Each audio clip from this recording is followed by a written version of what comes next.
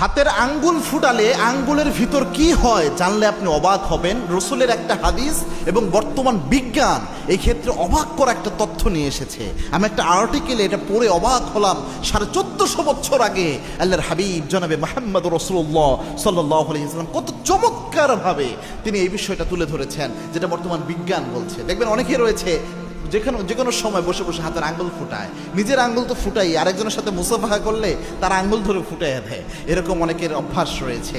রাসূল সাল্লাল্লাহু আলাইহি ওয়াসাল্লামের জামানায় একটা হাদিস এখানে আপনি দেখেন, আল্লাহর হাবিব সাল্লাল্লাহু আলাইহি ওয়াসাল্লামের সময় একজন ব্যক্তি, ইবনে মাজাহ শরীফের 750 নম্বর হাদিস, আল্লাহর হাবিব সাল্লাল্লাহু আলাইহি ওয়াসাল্লাম লক্ষ্য করলেন একজন সাহাবী তিনি নামাজ পড়ছিলেন।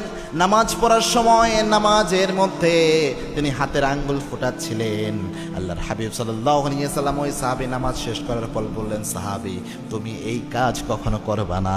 আরেকজন সাহাবীকে আল্লাহর হাবিব সাল্লাল্লাহু আলাইহি ওয়াসাল্লাম নামাজের বাহিরেও হাতের আঙ্গুল ফোটাতে দেখে এরকম বর্ণনা পাওয়া যায় যে তিনি একটু নিরুৎসাহিত করেছেন। তার মানে এই বর্ণনাগুলো যদি, এই ইঙ্গিতগুলো যদি আপনি নিয়ে আসেন হাদিস থেকে আর মেডিকেল সায়েন্স যদি মিলান, আজকের বিজ্ঞান প্রমাণ করেছে যে যারা হাতের আঙ্গুল ফোটায়, বিজ্ঞান বলছে এই হাতের আঙ্গুলের ভিতরে আপনার সিনোভিয়াল তরলের মাঝে এক ধরনের গ্যাস তৈরি হয়। হাতের আঙ্গুলের করগুলা যে রয়েছে এক ধরনের গ্যাস তৈরি হয়। আপনি যখন আঙ্গুল ফুটান ওই গ্যাস থেকেই একটা শব্দ তৈরি হয়, এবং এটার কারণে যেটা হয় যারা বারবার সব সময় হাতের আঙ্গুল ফুটায়, বিজ্ঞান বলছে তাদের যে হাতের লিগামেন্ট রয়েছে এই লিগামেন্ট ঢিলা হয়ে যায়।